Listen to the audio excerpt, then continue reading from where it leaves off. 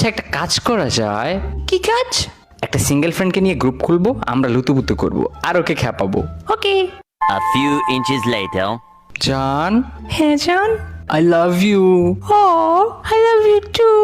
সবই বুঝলাম ভাই, কিন্তু আমাকে অ্যাড দেওয়ার কারণ জানতে পারি?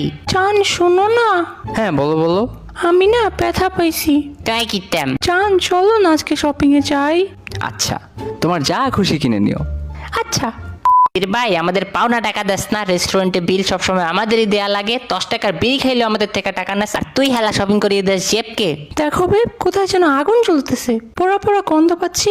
আরে বাবু, এটা মন জ্বলার গন্ধ। তুমি কালো শাড়ি পরে চলে এসো। আচ্ছা আচ্ছা, তো এই ব্যাপার। আচ্ছা বাবু, তোমার কাছে টাকা আছে তো? আমার শপিং তো জানোই কতগুলো লাগে। আরে কোনো চিন্তা করো না, আব্বুর পকেট আছে কি জন্যে, ওইখান থেকে পকাত করে মেরে দেবো। যদি না হয় তাতেও? তাহলে কোচিং এর নাম করে আম্মুর থেকে টাকা নিব। আচ্ছা, এগুলো কারে দিলে ভাই? ওয়েট, রফিক মিয়া আর রাবেয়া বেগম, এরা তো যে আমরা আপনার আব্বা আম্মা।